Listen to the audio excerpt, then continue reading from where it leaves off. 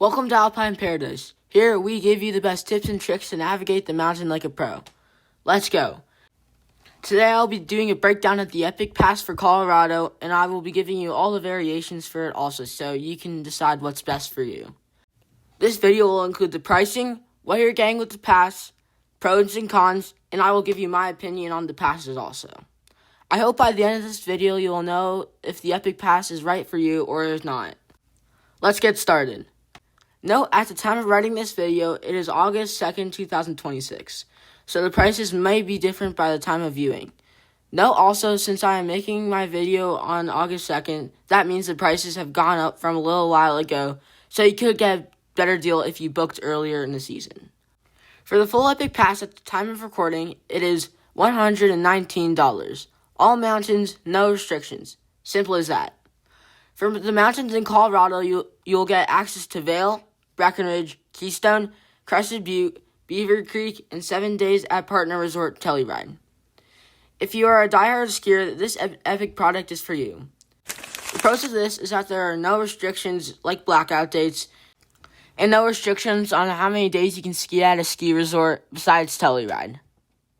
The downside is obviously you are paying a lot of money for it when you could be paying less for another pass. The mountains you get on the full pass are very solid mountains. Now let's talk about the Epic Local Pass. The Epic Local Pass is pretty much the same thing as the full Epic Pass, but with some restrictions. With the Epic Local Pass, you have unlimited access to Breckenridge, Keystone, and Crested Butte. Notable differences is that you get 10 days combined at Vail and Beaver Creek with blackout dates. You also do not get Telluride with this pass. The pros are obviously that you can get almost all the resorts as the full pass, but you get it for cheaper. If you go skiing frequently, but not like a crazy amount, then this is a pass for you. The cons of this pass is that you do not get access to Telluride, and you only get 10 days at Vail and Beaver Creek combined. There are also blackout dates for Vail and Beaver Creek on peak times like Christmas.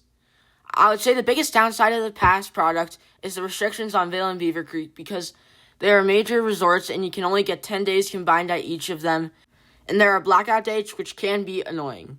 Overall, I think it is a very good option, and you get almost all the perks of the full Epic Pass for about $350 cheaper.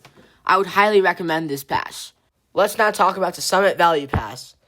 With the Summit Valley Pass, you get unlimited access to Keystone and unlimited access to Breckenridge, excluding peak dates, for $665 for an adult ticket.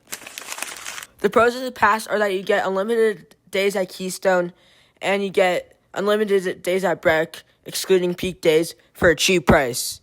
The cons are that you do not get Vail, Beaver Creek, and Crested Butte when you could pay $164 more for the Epic Local Pass and get access to all those mountains.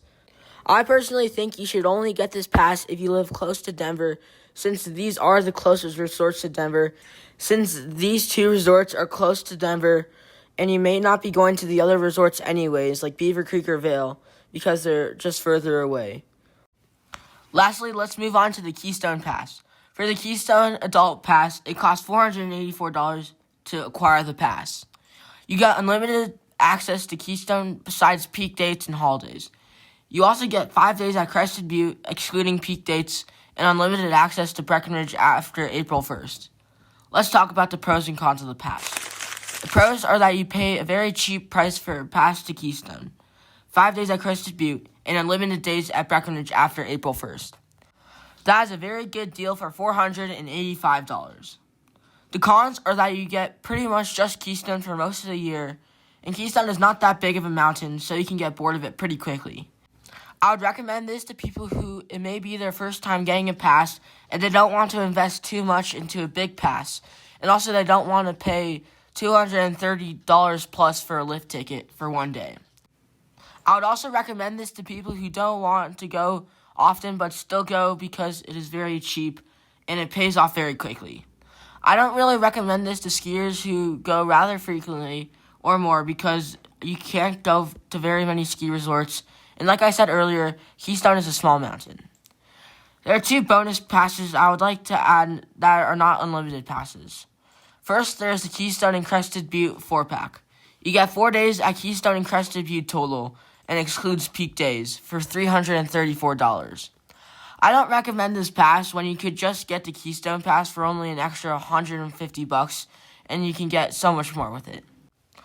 The other bonus pass is the Epic Day Passes, which can be good if you plan to go for only a few days out of the season because you can get a good deal, but instead of buying them on the mountain.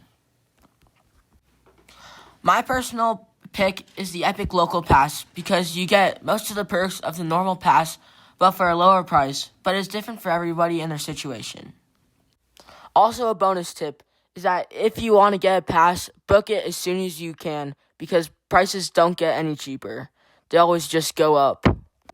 That's about all for the Epic Pass. I hope you found this video useful. Like always, if you have any questions, comments, or concerns, leave them down in the comments down below. God bless you and your family, and I will see you on the slopes. Bye-bye.